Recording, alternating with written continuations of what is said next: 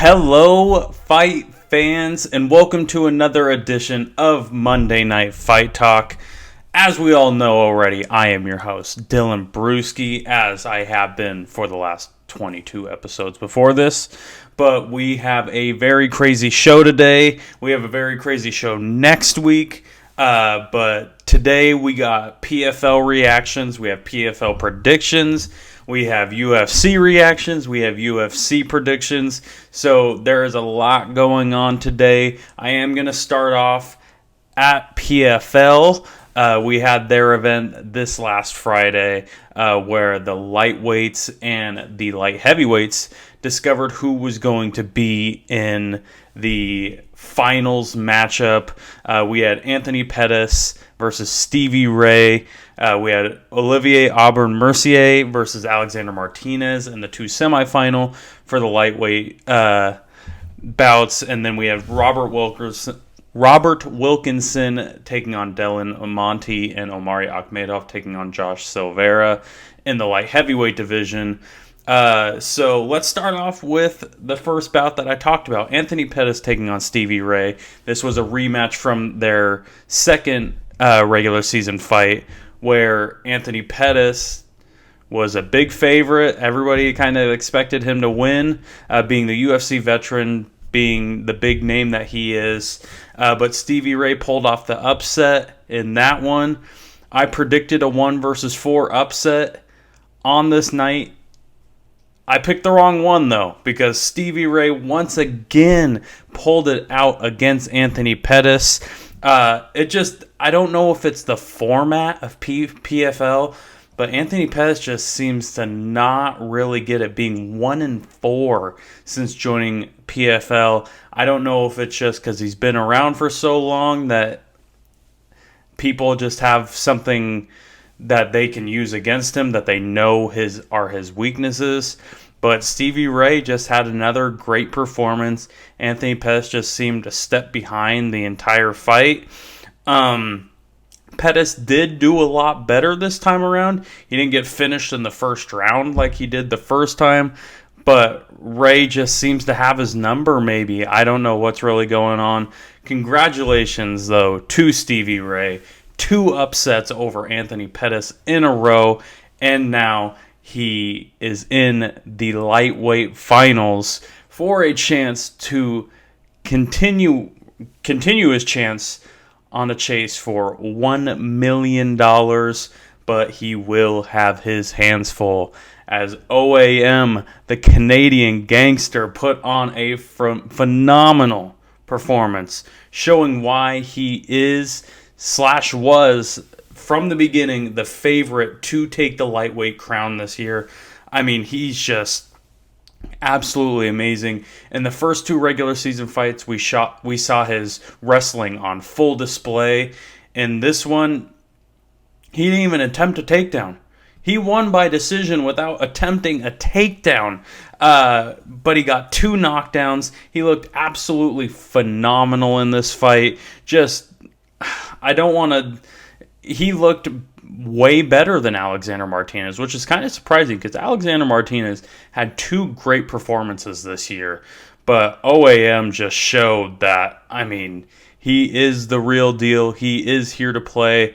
I'm very excited for the finals matchup between him and Stevie Ray. If Stevie Ray can continue to pull off these upsets, or if, in fact, this is OAM's year to win the PFL lightweight tournament. So that will be very interesting to see.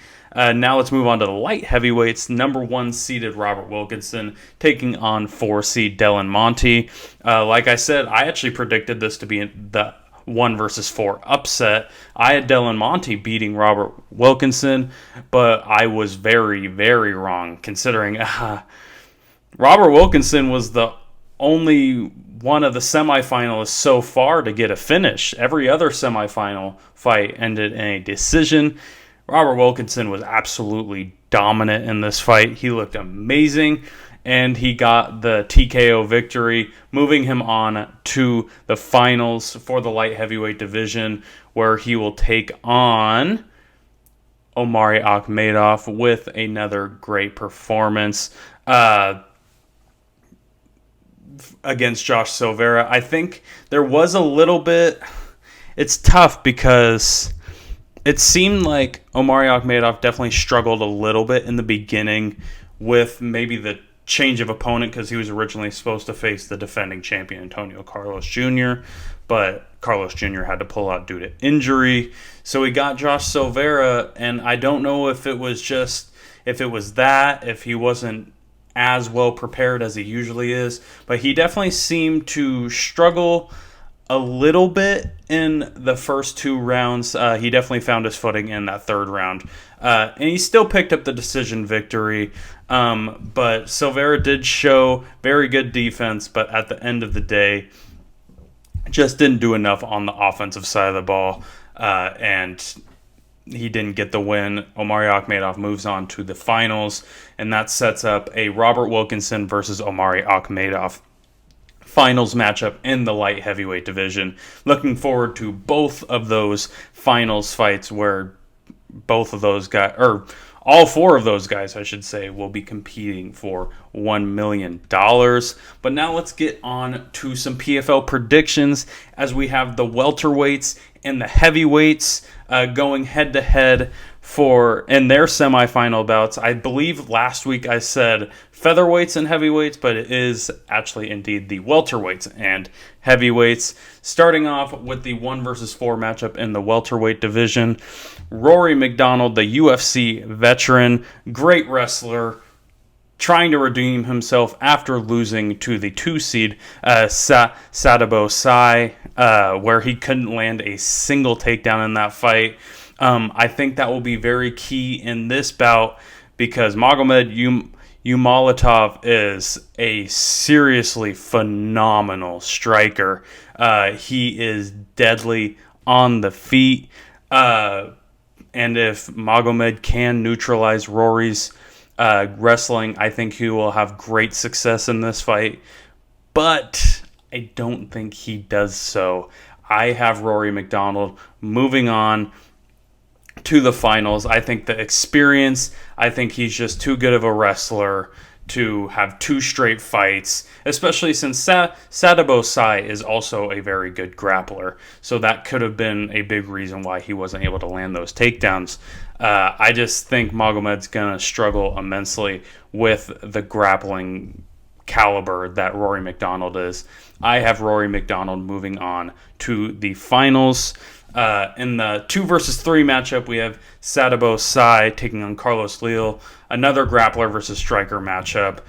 Both guys picking up ginormous wins in their second fight. As I said, Sadabo Sai took down the number 1 seeded Rory MacDonald, while Carlos Leal took out the reigning champion Ray Cooper III in his second fight. So both guys are riding really, really high right now.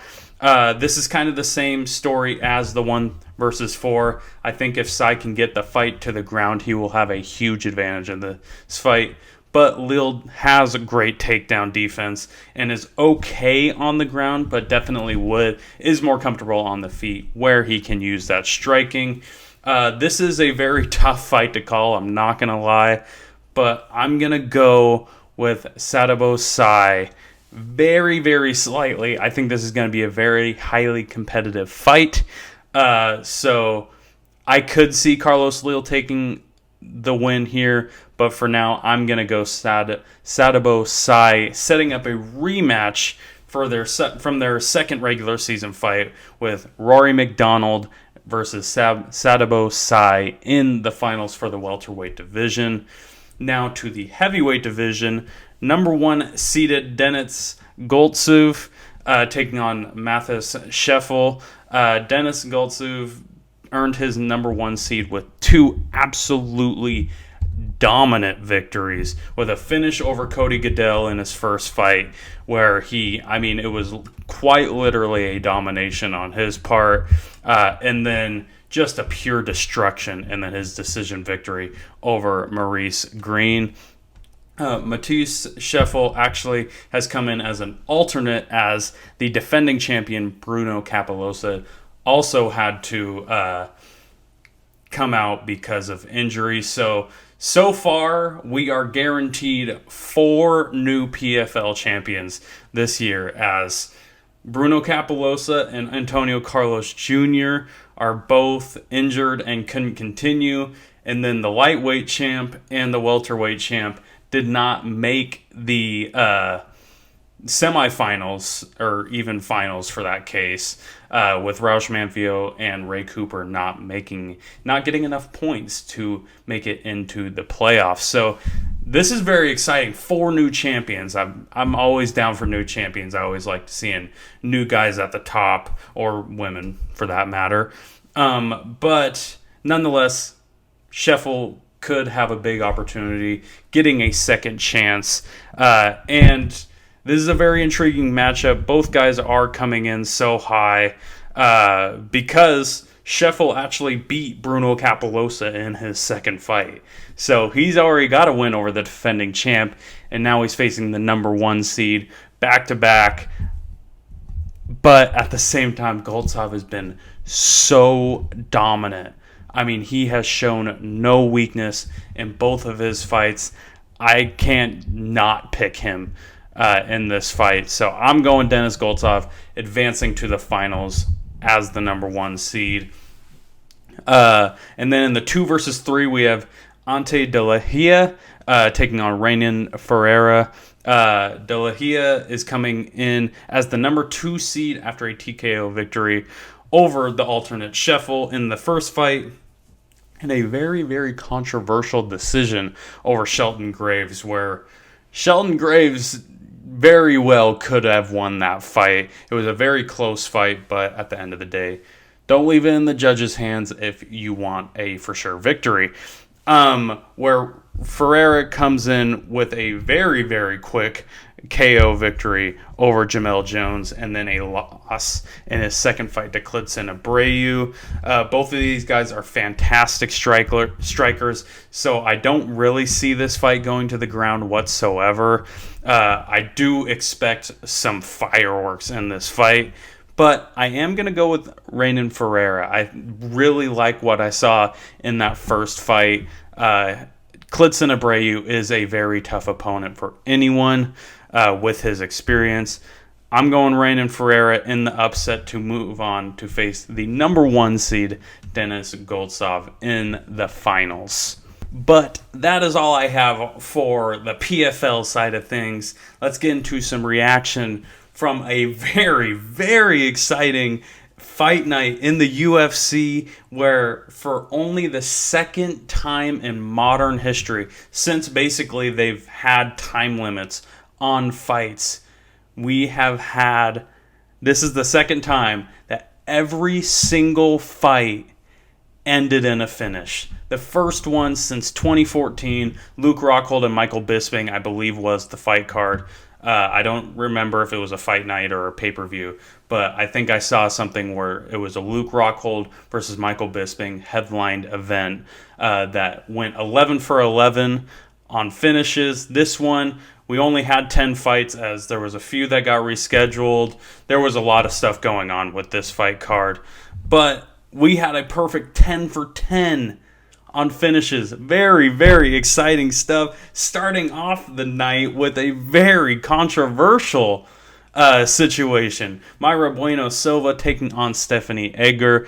Bueno Silva had Edgar in an armbar, ended up letting go, saying that she felt Edgar tap, but Edgar was in such a weird position that the referee, Chris Taioni, couldn't see it. So there was he was talking with another ref. I believe he was talking with Mark Smith, who was like the replay official for that fight. And then we saw something that I've honestly never seen in my time watching MMA. And Chris Taioni actually went to a judge that was sitting ringside right outside where that armbar was happening. He asked the judge what he saw. The judge said he clearly saw Stephanie Edgar tap. I believe him. I believe everybody that says that Stephanie Edgar tapped, because Stephanie Edgar never argued that. She sat there and she didn't say anything. if I don't tap and someone claims I tapped, I'm arguing and I'm sitting there and saying I did not tap. We need to continue this fight. I don't blame her for not saying anything. I mean, if there's a chance that you could continue on, if no one saw it, it's kind of a tough situation. But at the end of the day, thankfully that judge was right there. He was able to see that tap, and Myra Silva was able to get the armbar victory to start off the night. Next up, we have Corey McKenna taking on Miranda Granger. I feel for Corey McKenna. She 100% should have gotten a bonus, a performance of the night bonus. She got the win by Von Flue choke, which is a fairly rare choke. You don't see that happen a lot in the UFC. Plus, she was the first woman in UFC history to hit that choke, to win by that choke, I should say. How do you not give her... She was the first to do something in UFC women's history, and you don't give her a performance bonus? I feel for her, but, I mean, nonetheless, she still got a win, and a convincing win, because she looked amazing in this fight. From the starting bell, I mean, Miranda Granger got saved by the bell in the first round because Corey McKenna had a very deep head and arm triangle. In that first round, the bell rang because the 5 minutes were up. So she didn't get the submission there, but she didn't waste any time. She got Miranda Granger back on the ground within a minute in the second round, sunk in the Von Flue choke, and got the submission victory. So congratulations to Corey McKenna, but come on, Dana. You got to give her the $50,000. You got to give her the bonus for that. And then next up, Bryan Battle taking on Takashi Sato. I thought Bryan Battle would have a huge advantage on the ground, but he didn't even have to use that in this fight. It was only 44 seconds long, and he landed a devastating head kick that had Sato out cold completely. You don't see a lot of guys knocked out with their hands up anymore. He had his hands... He was still ready to fight, but he was sleeping. Huge victory for Bryan Battle, continuing his greatness in the UFC since joining. He won the last season of The Ultimate Fighter, season 29, and he's won all his fights since that show, winning his first 3 bouts. I also love the call-outs that he had. He called out either Ian Gary or Bryan Barberena. I think both of those fights would be very fun. I see more Ian Gary taking that fight. Bryan Barberena has been fighting a lot of veterans, and I see him kind of continuing that course where he's fighting a lot of the guys more his age, more his era, than taking on a newcomer like Bryan Battle. But if he does take it, I'm not going to complain. I think that fight would be very fun, but also the Ian Gary fight would also be very, very fun. The undefeated Irish striker. That'd be awesome. Either way, I'm happy with either of those fights. And now for the premier prelim of the night, Sam Alvey taking on Michal Oleksiejczuk. This is what I'm talking about with giving Sam Alvey these UFC fights. I mean, I really hope... This sounds horrible because I know Sam Alvey's such a nice guy. I mean, his nickname's Smiling, and he's always smiling. I mean, I feel bad for talking so bad about him, but I mean, he's lost 8 straight fights. And this one was pure domination. He lasted only 2 minutes, and Sam Alvey's very tough. So he only lasted 2 minutes. Oleksiejczuk landed 40 strikes with 2 knockdowns to Sam Alvey's 3 strikes landed. He was 3 for 11. It was a pure domination by Oleksiejczuk. And I don't see the intrigue behind Sam Alvey anymore. And it's tough because he's faced some of the best this company has ever faced. He had a heyday where he was a pretty good fighter, but he's past that heyday. There's no reason to re-sign him and keep having him get beat up like this, because that was very ugly, to say the least. But I'm just going to move on from that fight. Next up, the first fight on the main card. It got pushed up to the main card as one of the main card fights had to get pulled last minute. Terence McKinney, who, not to gloat or anything, I met a couple weeks ago. You can see the picture on my Instagram at Monday Night Fight Talk. Took on Eric Gonzalez. Terence came out like he always does. Very, very aggressive, throwing humongous strikes. And he was landing at a pretty good rate, too. Didn't shy away from the grappling either. That's what ultimately got him this victory. He got a takedown. Eric Gonzalez got back up. But Terence McKinney jumped right on his back, secured the rear naked choke, got another victory after his loss to Drew Dober. So that was a very, very big win for Terence McKinney. He's impressing a lot of people. He called out Paddy Pimblett after this fight. I love it. I am so here for Terence McKinney versus Paddy Pimblett, whether they want to wait until they're both bigger, because I want to say they had a Twitter exchange where they both agreed to wait till they were both bigger and they can do it on a big stage and fight each other. But if it happened right now, I'm totally for it. Both guys are they're so in the crowd. They're very exciting fighters. I think it would be an awesome fight between those two. So, hey, if I'm a UFC matchmaker, I'm trying to make that fight, is all I'm saying. But now we go to the heavyweight division. Augusto Sakai versus Sergey Spivak. Another very one-sided affair. Spivak landed 6 takedowns. He outstruck Sakai 86-14. Had a submission attempt. Augusto just had zero answer for Spivak's offense. It's tough with the stoppage. The stoppage was very tough because Spivak wasn't hitting him that hard. He wasn't landing humongous strikes on Sakai. But referee Mark Smith warned Sakai multiple times to fight back, to improve his position, to do anything. And Sakai couldn't. So while I'm not a humongous fan of the stoppage, I'm not 100% against it. I understand from Mark Smith's perspective of warning him multiple times not to fight back, and he didn't. So this was a very big win for Sergey Spivak. He didn't get his performance of the night bonus that he called for with Dana White. I didn't really expect him to get one with that finish. It wasn't entirely impressive. It wasn't the big knockout that we usually see with those performance of the night bonuses. But honestly, this could put Spivak in that top 15 again for heavyweights. He's won 5 of his last 6. He's a very talented heavyweight. So I wouldn't be surprised if they took Sakai out of the rankings and replaced him with Spivak. That leads to the first of our 2 Ultimate Fighter finale fights, starting off in the women's flyweight division. Brogan Walker took on Juliana Miller.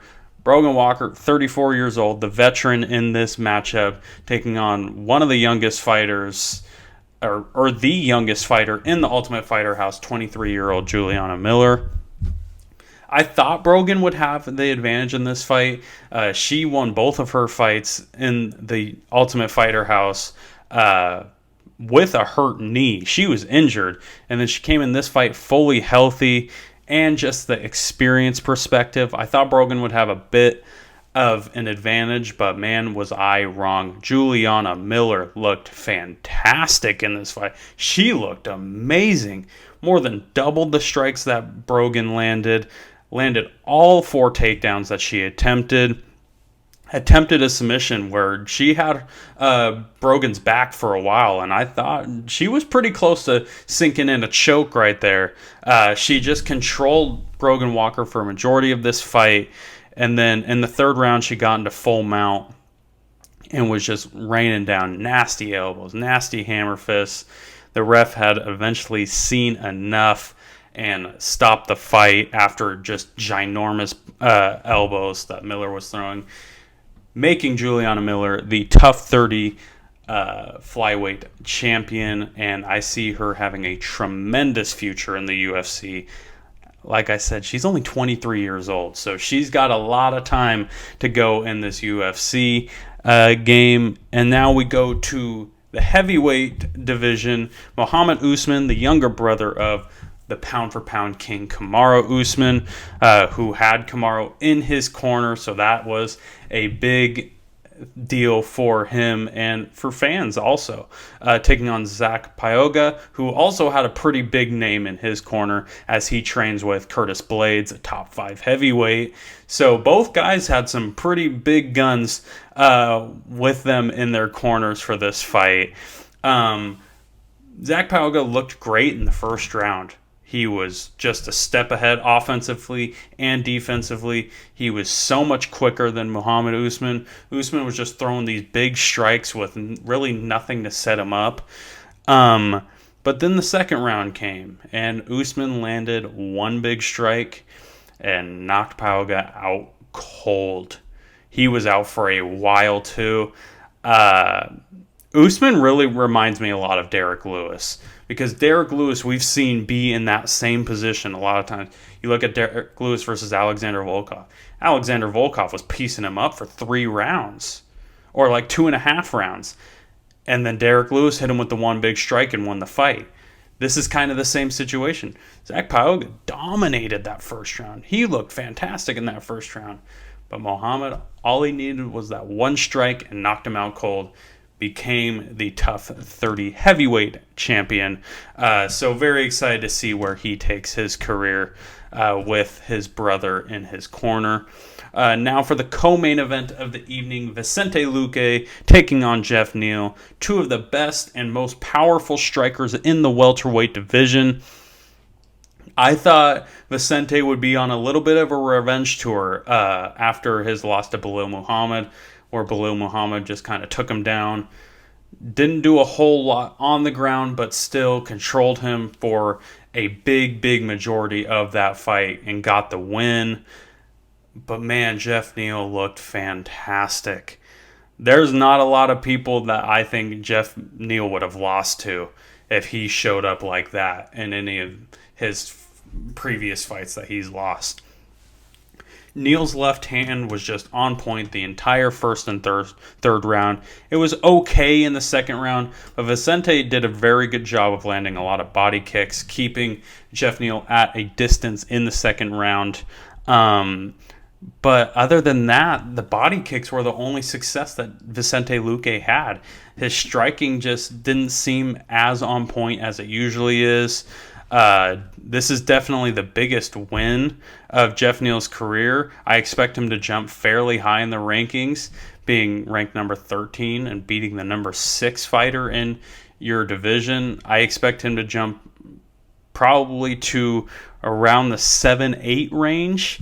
I like his courage to call out Gilbert Burns, and Gilbert Burns actually responded, and he said he loved the call out. But at the same time, Gilbert Burns and Jorge Masvidal have kind of been going back and forth on social media. I see that fight happening first. So I think him versus Jeff Neal, that is, versus like a Shavkat Rakhmonov. That would be a big fight for both of those guys. Or even if Stephen Thompson comes back, maybe try to get a redemption fight with Stephen Wonderboy Thompson, redeem that loss that he had about a year or so ago, I believe it was. But either way, I mean, I'm down for a Jeff Neal and Gilbert Burns fight. I think it would be awesome. But I think more realistically, we're looking at either Shavkat Rakhmonov or Stephen Thompson if Stephen Thompson comes back. Either way, I'm fine with either of those fights. I think they'd both be fun. And then to round off the night, Thiago Santos versus Jamal Hill. This was a big fight for both of these guys, and you could tell both of them really wanted it. Santos went with a different approach than he usually is. As we know, he's a very powerful striker.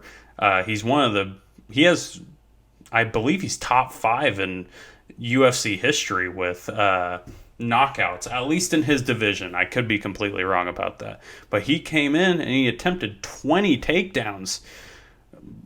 I didn't expect Thiago Santos to attempt 3 takedowns, let alone 20. Granted, he did only land 6 of them, but he did fairly good in this fight. As we know, he came in after losing 3 straight fights, or 3 out of 4 fights, I believe it was. It might have, or 4 out of 5, I don't remember off the top of my head. But at the end of the day, Jamal Hill's striking is just too good for Thiago Santos. He started to stuff a lot of Thiago Santos takedowns. You could tell Santos was pretty tired once that 3rd and 4th round hit from attempting all those takedowns. It's something he's not used to. Then in that 4th round, Hill landed a huge flurry of strikes, was able to pick up the TKO victory over his first top 10 opponent of his career. I think this should definitely jump him up to that 6 or 7 range, either where Santos was at 6 or maybe one below where Santos was at 7. I thought, before this fight even happened, I thought whoever won this fight should fight Dominick Reyes. I think that'd be a very fun fight. Because Dominick Reyes hasn't fought since he got knocked out by Yuri Prochazka, like a year and 4 months ago. So I think he's waiting for the right moment to come back. I thought the winner of this fight would be the perfect opportunity. I still think that, especially considering, I know Jamal Hill called out Yuri Prochazka. That's not happening. We all know that's not happening, at least yet. I think he has a chance to one day fight Yuri Prochazka, but it's not happening now. Mostly because Yuri's fighting Glover. We know that's a rematch for the title. We know that's coming. The only fight I see Jan Blachowicz and Magomed Ankalaev taking is against each other, unless it's a title fight. But I don't see either of them going down to fight someone at 6 or 7. Alexander Rakic and Anthony Smith are both injured and out for anyone's best guess. They're going to be out for a while because they both sustained pretty serious injuries. But I mean, I really think Dom Reyes is the fight that makes the most sense for Jamal Hill after his victory over Thiago Santos. Hopefully that's other people see that too, because I think it would be a very entertaining fight. Both guys very, very good strikers. So UFC matchmakers, if you're listening to this, if anybody's listening to this that knows a UFC matchmaker, tell them Jamal Hill versus Dominick Reyes. I think it's a great fight. But now let's get into some predictions for UFC Fight Night. Marlon Chito Vera taking on the legend himself, Dominick Cruz. Very exciting fight in the bantamweight division. But we're starting all the way from the beginning. Ariane Lipski taking on Priscilla Cachoeira. I actually talked about this fight last week because it was supposed to happen last week. But Lipski ended up getting sick. She had to pull out of this fight. Luckily, they were able to reschedule it just 1 week ahead, change it to a bantamweight fight just so both ladies don't have to try to cut the weight all over again, or at least as much weight. So we'll be doing this fight at bantamweight. I've basically already talked about this fight, so I'm not going to take too deep of a dive into it. I'm sticking with my original prediction with Lipski being inactive for over a year. And Cachoeira being as good as she has been, as good as she's looked in her past few fights. I'm still going with Cachoeira by decision in this fight. Next up, we have Youssef Zalal taking on Damon Blackshear. A very big fight for both of these guys. Youssef came into the UFC very hot, winning his first 3 fights, but since then has lost 3 straight. So he is trending in the wrong direction. Big fight for Damon Blackshear because it's a short notice fight and a UFC debut for him. So this is a very, very big opportunity for him. Both guys are very good grapplers. Both guys have very good jiu-jitsu. But I am going to go with Zalal in this fight because he has taken a little bit of a break since his third straight loss to hopefully focus on more and better training for that matter. And just with a debut being on short notice, it makes it very tough to pick a guy like Blackshear given the circumstances. I'm going Zalal by decision. Next up, in the flyweight division, a very exciting fight in the flyweight division. Ode Osborne taking on Tyson Nam. Ode Osborne, the well-rounded grappler and striker, taking on the much more experienced striker in Tyson Nam. Osborne coming off of a very quick TKO victory over Zaruk Adashev in June. Is taking no time off. He's jumping right back in 2 months later. Where Nam has not fought since January of 2021 when he lost a close decision to Matt Schnell. Granted, not his fault that he took this much time off, considering he had 2 separate fights scheduled against Tagir Ulanbekov that both got canceled due to Ulanbekov. Most of the time, inactivity for that long would worry me, but Tyson Nam is a veteran. He's been around for a while. Plus, he has had 2 fight camps. It's not like he just wasn't doing anything. He's had 2 full fight camps preparing for Ulanbekov and now for Tyson Nam. Nonetheless, though, I do think Ode Osborne will win this fight. He's on the right trajectory, and I just think he has the momentum on his side right now and continue to go up the rankings with a TKO victory in the 3rd round. Next up, we have Gabriel Benitez taking on Charlie Otiveros. 2 guys desperately looking to get a win in this matchup. Benitez has lost 4 of his last 5. Yes, against tough opponents, but still in need of a win in a serious way.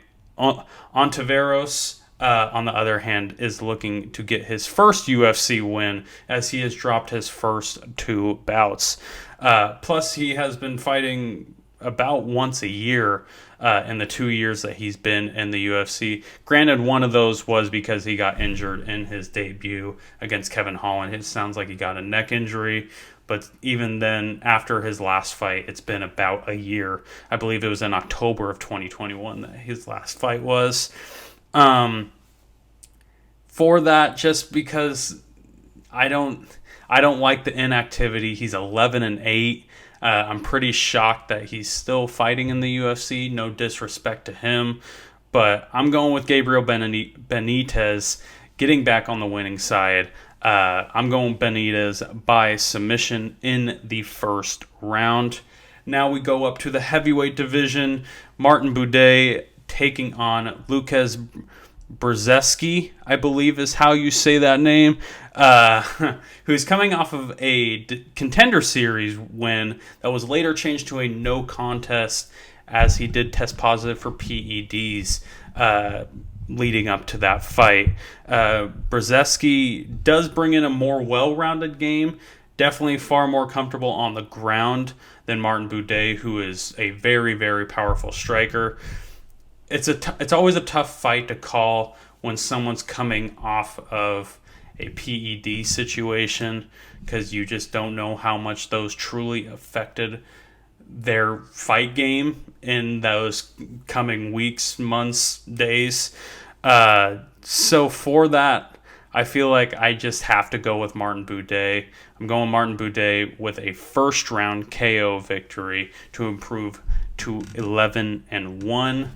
And then we have Angela Hill versus Lupe Godinez.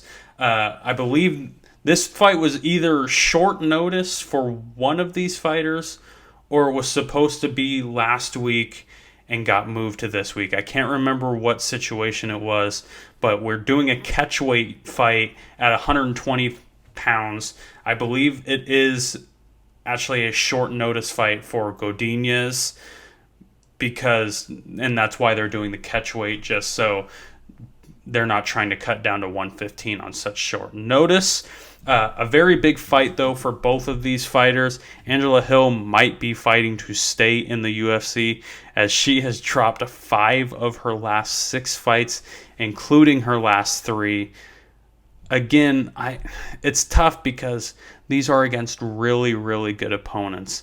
I mean, we're talking Tisha Torres, talking Amanda Lemos. It's very tough opponents that she's losing to.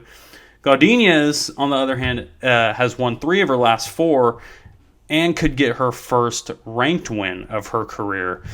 So this, like I said, it's a big fight for both, just kind of in different ways. One's on the winning side of things and looking to climb, get a big win over a ranked opponent, where one's still trying to fight to stay in the UFC, for that matter.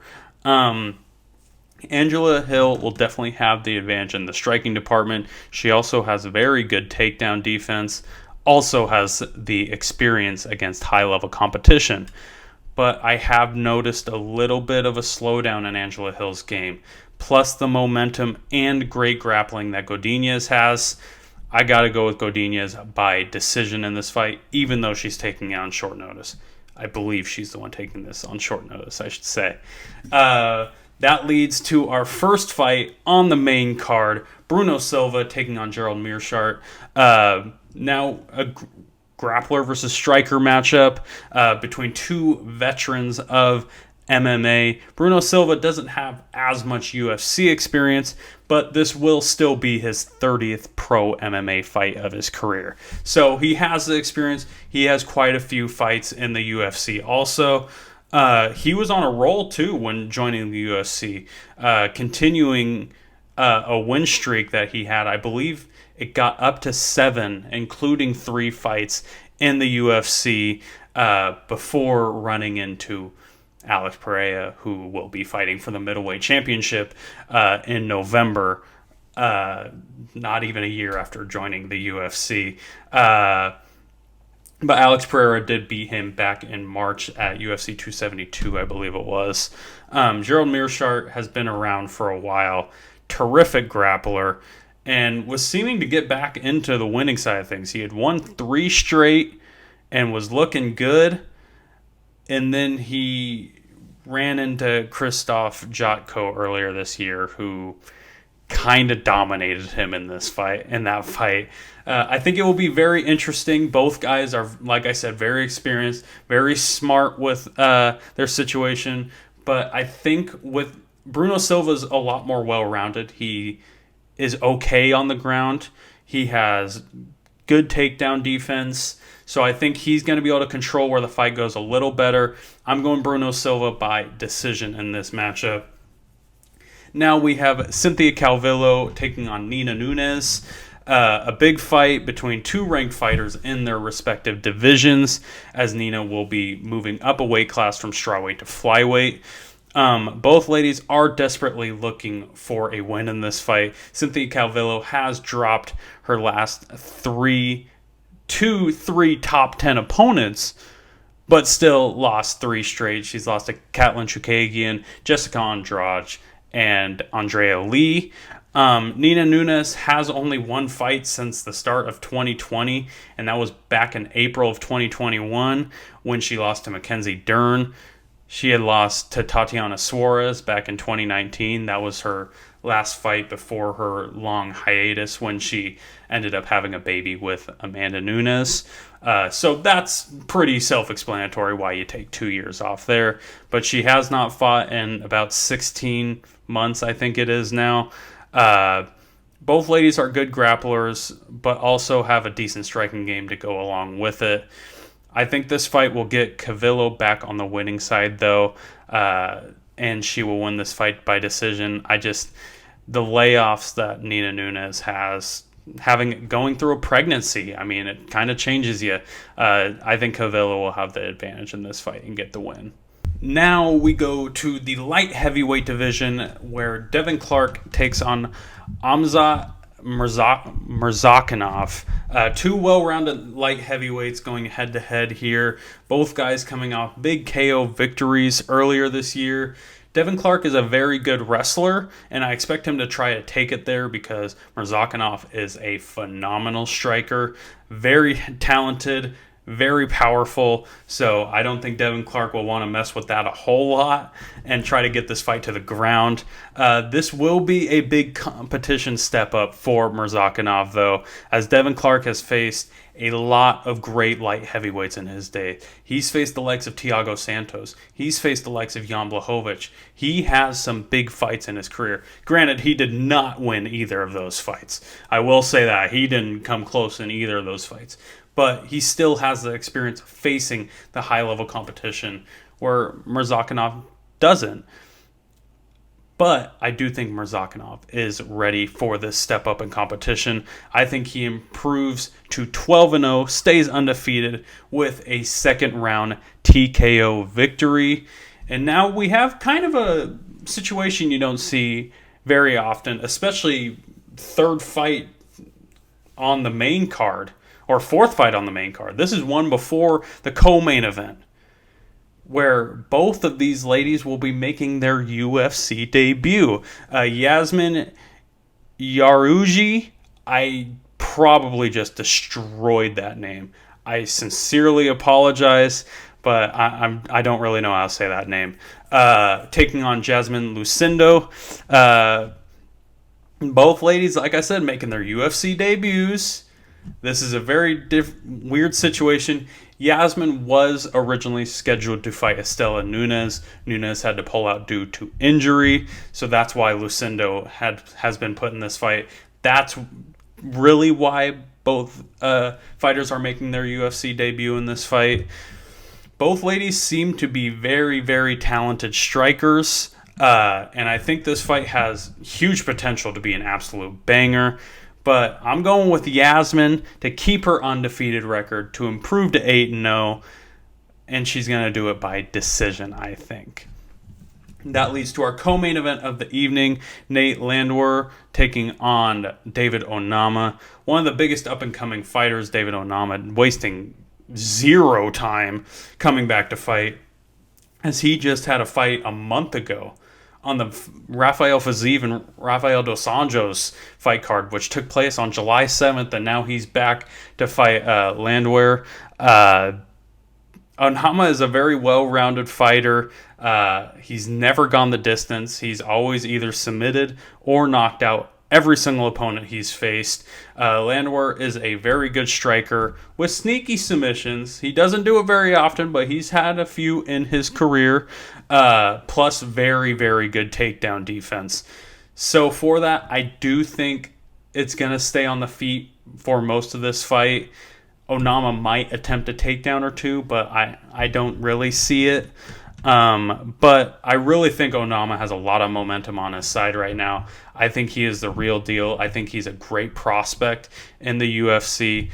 I'm going with him by third round TKO. And that leads to our main event of the evening, a ginormous matchup in the bantamweight division.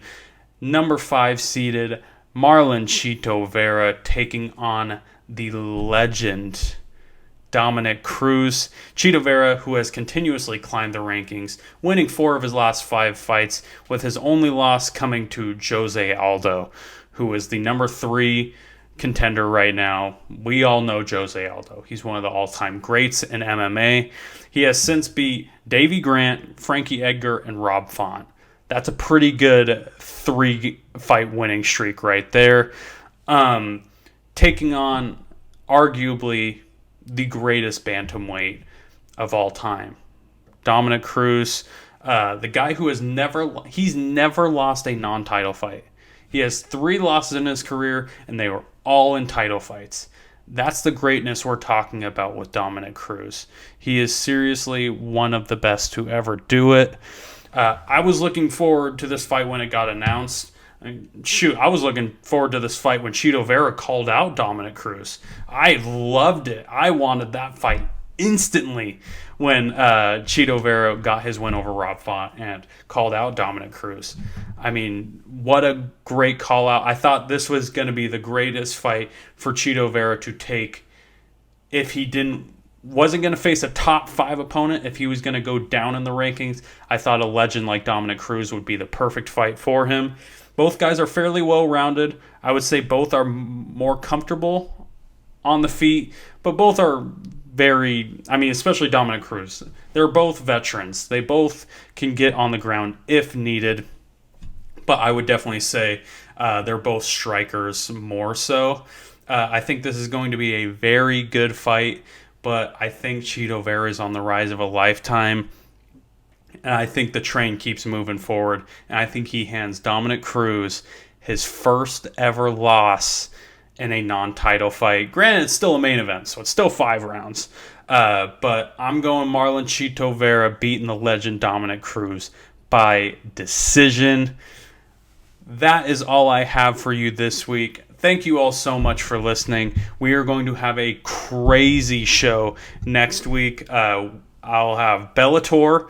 Bellator, I believe 284 is on Friday. We also have PFL semifinals between the welterweights and heavyweights. I'll also be giving my predictions for the last set of semifinal fights in PFL between, I believe it's the featherweights and the women's lightweights are the 2 divisions we will have left. Next week, I will be reacting to UFC Fight Night Vera versus Cruz and also giving my predictions for UFC 278 when the pound-for-pound king Kamaru Usman takes on Leon Edwards for the UFC welterweight championship. So stay tuned for that. It's probably going to be a fairly long show. Just going to say that now. But it's going to be a very fun show also. I'm very excited to do it. But until then, you can find me on Instagram at Monday Night Fight Talk. You can find me on Twitter at MN Fight Talk. You can also find me on Tuesdays for now. At the end of the month, we will be changing it to Fridays. But for now, Tuesdays, 3:30 p.m. Pacific Standard Time. I am on Squabos's YouTube channel for The Bolt, where we talk more general sports, NFL, NBA, MLB. So definitely check that out. Also, like I said, on Squabos's YouTube channel. But until then, you can find me next week, same time, same place, Mondays at 5 p.m. Pacific Standard Time for Monday Night Fight Talk for all your MMA needs. Thank you all so much for listening.